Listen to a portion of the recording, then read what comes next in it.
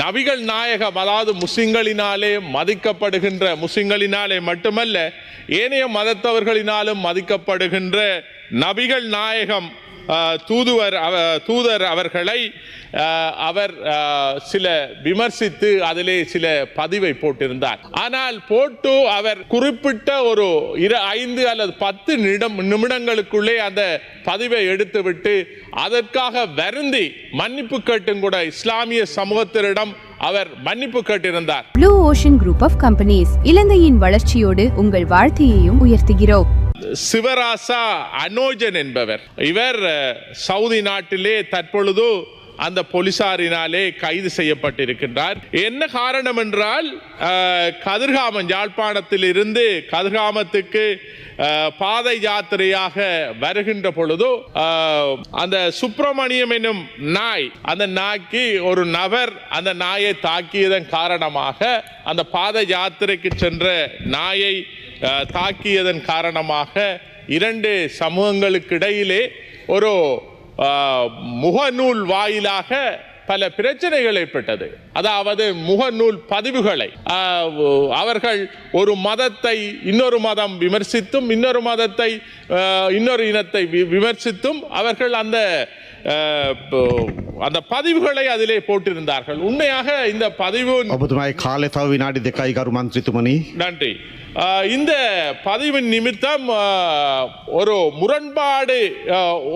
முரண்பாடான ஒரு சூழ்நிலை காணப்பட்டது. இந்த நிலையிலே ஒரு சவுதியிலே இருக்கின்ற ஒரு தமிழ் இளைஞன், அதாவது சிவராஜா அனோஜன் என்பவர், அவர் அந்த உணர்ச்சி வசப்பட்டு அவர் சில கருத்தை நபிகள் நாயகம் அதாவது முஸ்லிம்களினாலே மதிக்கப்படுகின்ற, முஸ்லிம்களினாலே மட்டுமல்ல ஏனைய மதத்தவர்களினாலும் மதிக்கப்படுகின்ற நபிகள் நாயகம் தூதர் அவர்களை அவர் சில விமர்சித்து அதிலே சில பதிவை போட்டிருந்தார். ஆனால் போட்டு அவர் குறிப்பிட்ட ஒரு 5 அல்லது 10 நிமிடங்களுக்குள்ளே அந்த பதிவை எடுத்துவிட்டு அதற்காக வருந்தி மன்னிப்பு கேட்டும் கூட இஸ்லாமிய சமூகத்தினரிடம் அவர் மன்னிப்பு கேட்டிருந்தார். தான் செய்தது தவறு, என்னை மன்னித்து விடுங்கள், இப்படியான பிழையை நான் அறியாமல் செய்து விட்டேன் என்று கேட்டிருந்தார்.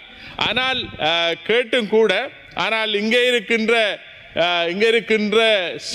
சிலர் சவுதி அரசாங்கத்துக்கு இந்த விடயங்களை எடுத்து கூறியதன் நிமித்தம் அவர் கைது செய்யப்பட்டிருக்கின்றார்.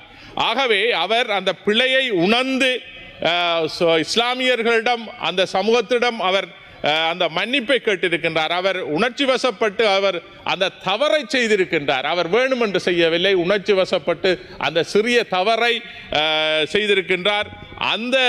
அவருக்கான அந்த மன்னிப்பை வழங்கி அவர்களை விடுதலை செய்ய வேண்டும். இந்த உயரிய சபை ஊடாக, இந்த அரசாங்கத்தின் ஊடாக சவுதி அரசாங்கத்துக்கு நீங்கள் இந்த விடயத்தை கொண்டு சென்று அவரை விடுதலை செய்வதற்கான முழு ஒத்துழைப்பையும் வழங்க வேண்டும் என்று இந்த சபையினூடாக கேட்டுக்கொள்ள விரும்புகின்றேன்.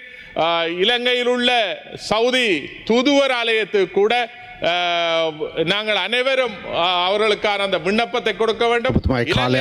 இதிலே கவனத்தை செலுத்தி அவரை விடுவிப்பதற்கான நடவடிக்கையை மேற்கொள்ள வேண்டும் என்று இந்த சபை ஊடாக கேட்டுக்கொள்ள விரும்புகின்றேன்.